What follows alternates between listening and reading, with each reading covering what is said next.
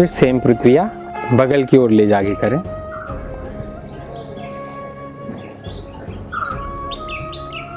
आँखों को आप बंद रख सकते हैं, इससे आपका और एकाग्र बढ़ेगा, कंसंट्रेशन बढ़ेगा। फिर अपने उंगलियों को अपने कंधों के ऊपर लगाकर अपने शोल्डर को, कंधों को रोल करें 5 से 10 बार दोनों साइड।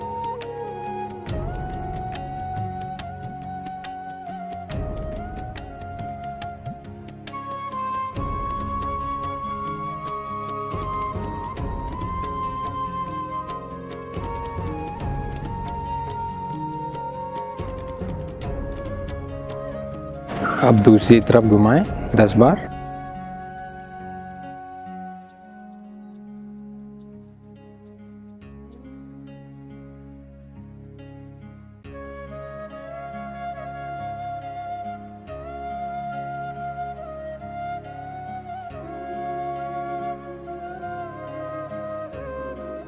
अब शोल्डर के बाद हम लोग नेक के ऊपर काम करेंगे।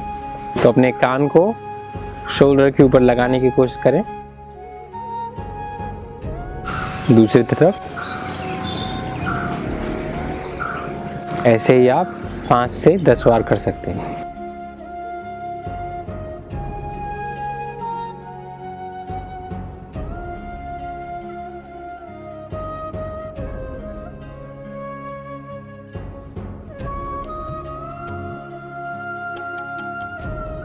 अब अपनी चिन को अपनी छाती से लगाएं और ऊपर की तरफ लेके जाएं।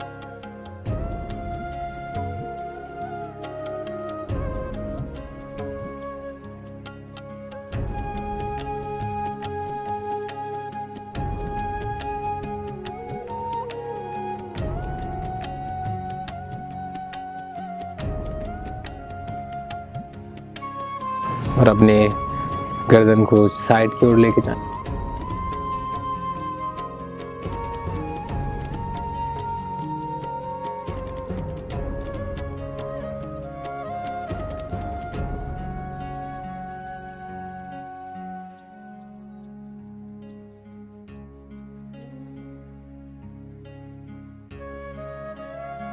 कोई भी पोज हो, कुछ भी आप आसना कर रहे हो योगा में, वो आपको धीरे ही करना है और ट्राई करना है कि जो आपकी बॉडी में हो सके उसको ही करें। अपनी नेक को घुमाएंगे। देखिए पहले कि नेक को आपको ऐसे नहीं घुमाना है, आपको घुमाना है धीरे से ऊपर लेके जाएंगे, फिर साइड की ओर, राइट साइड, फिर नीचे, फिर लेफ्ट से ऊपर 3 बार।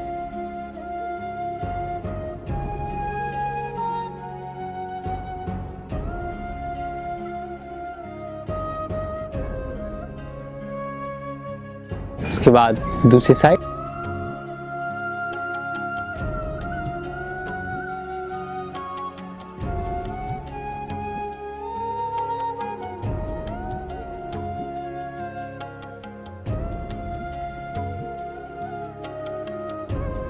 और फिर सामने की ओर थोड़ी देर रुकें।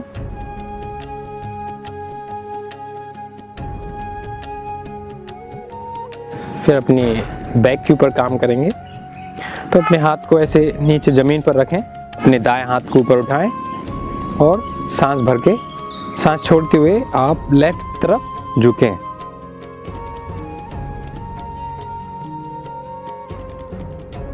वापस आएं और यही प्रक्रिया दूसरी तरफ दोहराएं। 5 से 10 बार कर सकते हैं।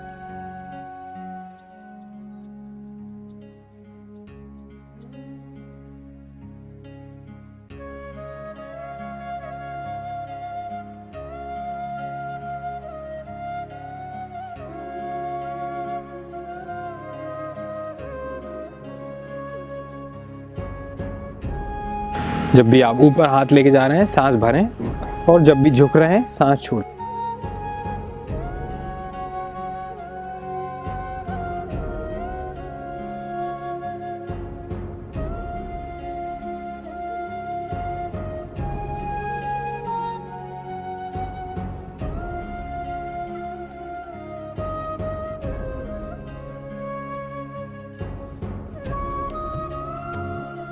लास्ट बार करेंगे।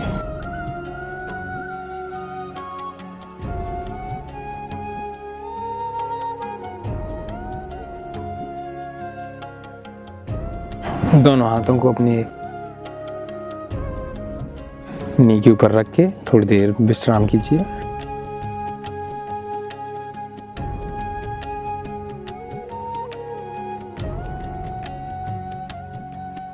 अभी बैक के ऊपर काम होने के बाद हम लोग स्पाइन के ऊपर काम करेंगे। अपने बाएं हाथ को अपनी दाएं नी पर रखें और अपने दाएं हाथ को पीछे रख करके और पूरे तरीके से ट्विस्ट करें, सांस छोड़ते हुए।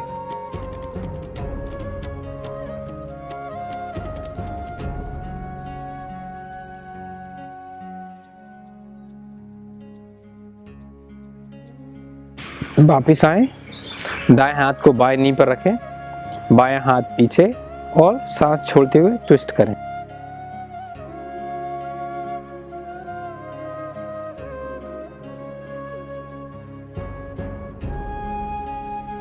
यही प्रक्रिया 5 बार दोनों साइड कर सकते हैं।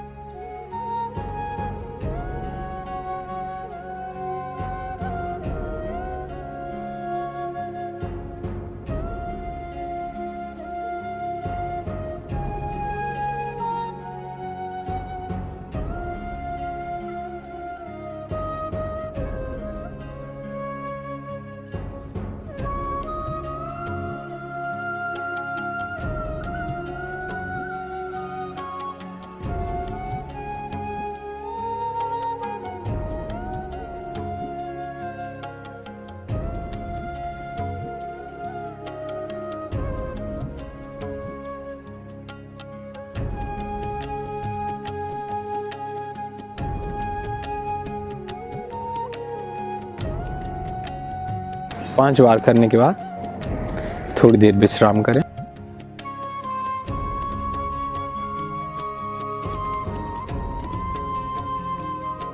अभी ऊपर के शरीर के ऊपर हमने काम किया, अब हम निचले हिस्से पर काम करेंगे। तो पैरों को फैला लें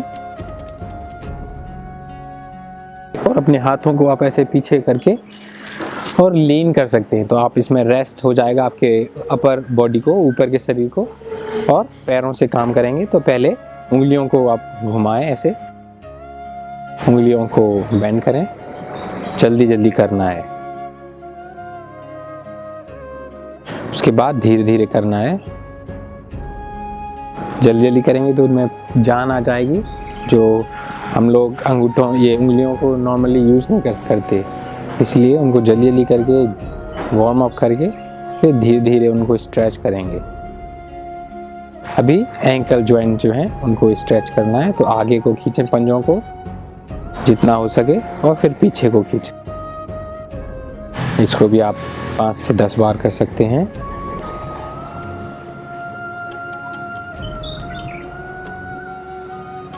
आप अपनी आँखों को आराम से बंद करके कर सकते हैं। केवल आप मुझे सुनिए और कीजिए, आप कुछ गलत नहीं करेंगे। ऐसे केवल आपको बैंड ही करना है, तो आप हर्ट नहीं कर सकते। जब तक आप अपने आप को सुन रहे हैं कि जहाँ भी आपको तकलीफ होने लगे आप उधर रोक सकते हैं और धीरे कर सकते हैं। अभी आपकी एंकल जॉइंट है उनको रोटेशन करेंगे।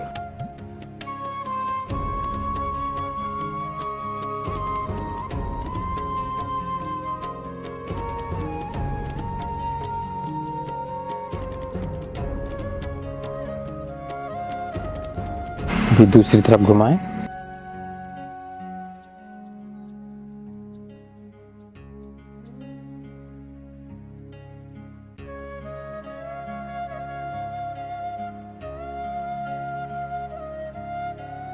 फिर रिलैक्स करें थोड़ी देर।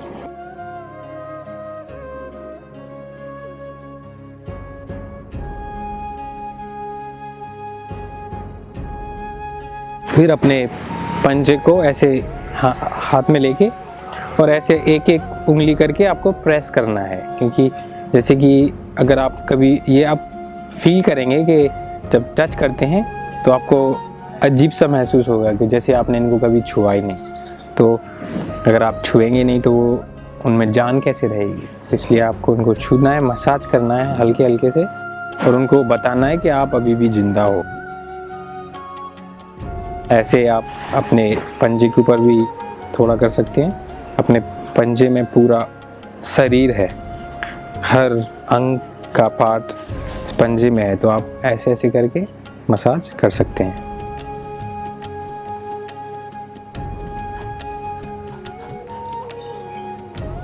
इसको बोलते हैं एक्यूप्रेशर। बहुत ही दायक है। जब आप योगा कर रहे हैं उस समय इस को करने से का खून का संचालन अच्छा रहेगा और आपके सारे अंग भी मसाज हो रहे हैं। दूसरा पैर करेंगे।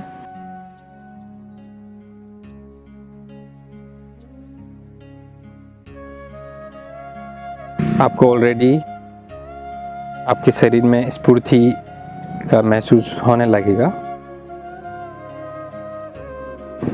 कि हाँ, मैंने योगा किया है।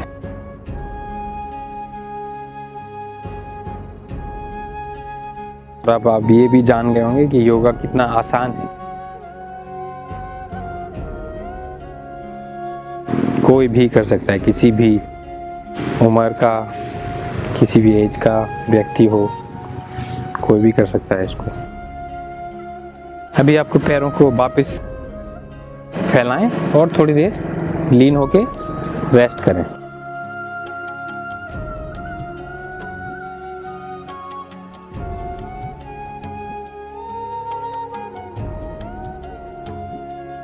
फिर पंजों के ऊपर काम करने के बाद हम लोग नी के ऊपर काम करेंगे। तो सीधे बैठ के आपके दाएं पैर को मोड़ें, अपने हाथों को जंघा के ऊपर लेके आएं और फिर आपके पैर को स्ट्रेच करना है पूरी तरीके से और फिर बेंड करना है। 5 से 10 बार कर सकते हैं इसको भी।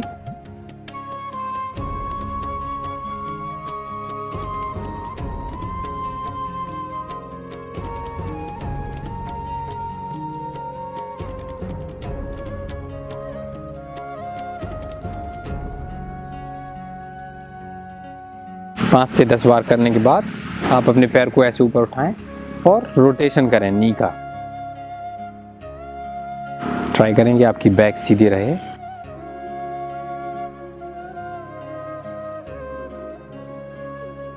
और फिर दूसरी तरफ घुमाएं।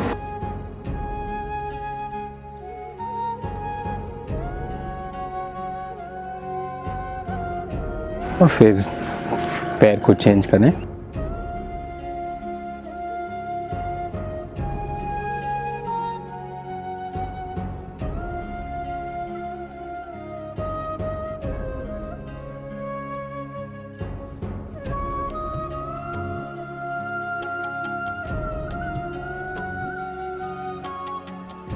उसके बाद नी का रोटेशन करें दोनों तरफ।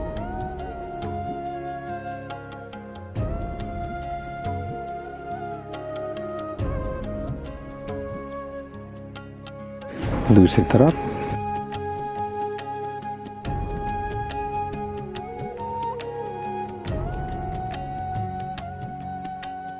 बहुत अच्छे। अभी हम हिप के ऊपर काम करेंगे। तो ऐसे पैर को फिर से मोड़ें और ऊपर नी को लेके आएं और फिर नीचे लेके जाएं।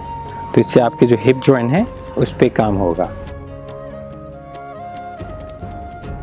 जरूरी नहीं है कि आपको पूरा ही ऊपर लेके आना है। अगर आप थोड़ा ही नीचे इधर तक ला पा रहे हैं, इससे भी आपको हिप पर ही काम होगा। तो आप इतना भी कर सकते हैं। ज़रूरी नहीं है कि पूरा ही नीचे जाना है कि पूरा ही ऊपर आना है। अगर आपसे नहीं बन रहा है तो आप जितना हो सके उतना ही करें।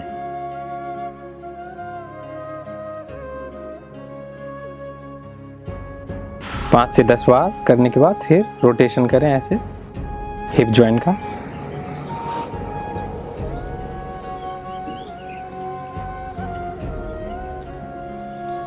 फिर दूसरी तरफ।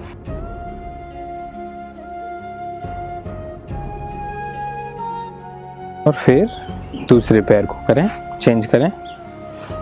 पहले ऊपर नीचे जॉइंट को करेंगे ताकि आपकी हिप्स की फ्लेक्सिबिलिटी बढ़ जाएगी।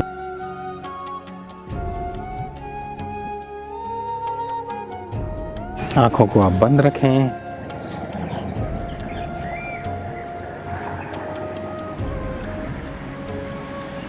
फिर रोटेशन करें। 5 से 10 बार ही करना है, कुछ भी आप कर रहे हैं 5 से 10 बार इनफ होता है।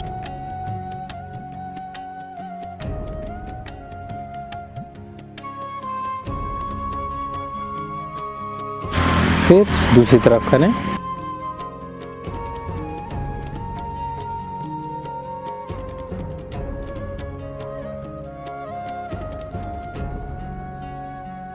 और फिर अपने पैरों को वापस फैला लें और थोड़ी देर लीन होकर रेस्ट करें।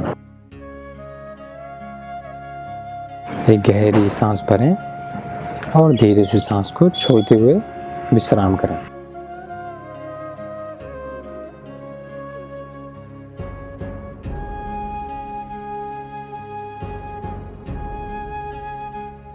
फिर लास्ट पोज करेंगे हम लोग, जो है तितली आसना, बटरफ्लाई इसको बोलते हैं।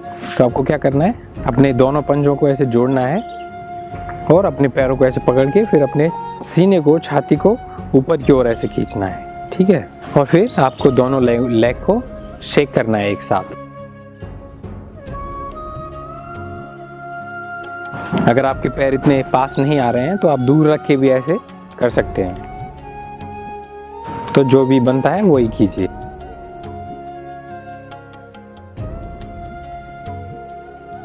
अभी हम दोनों हिप के ऊपर एक साथ काम कर रहे हैं।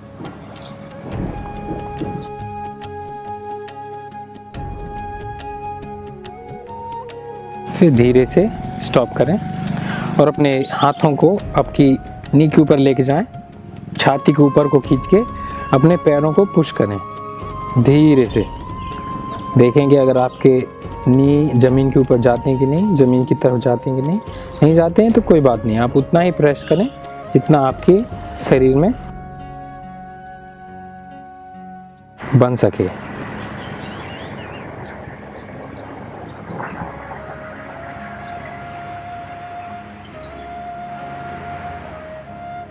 फिर धीरे से वापस आगे आप सुखासना में थोड़ी देर बैठें, ध्यान मुद्रा में।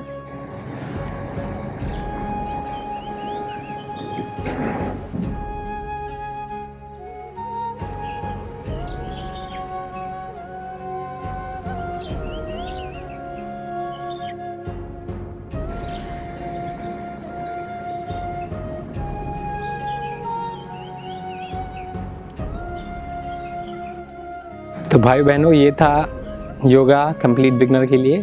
तो आशा है कि ये योगा आप आसानी से कर सकते हैं और आपको अब पता चल गया है कि योगा बिल्कुल भी टफ नहीं होता, कोई भी कर सकता है, ये बहुत आसान होता है योगा करना। तो आशा है कि आज से आप योगा चालू करेंगे और मुझे फिर बताइए कि आपका योगा कैसा जा रहा है। मैं बहुत बहुत धन्यवाद देता हूँ कि आपने मुझे योगा विद अमित में ज्वाइन किया और मैं आशा करता हूँ कि आपसे फिर मुलाकात होगी। नमस्ते।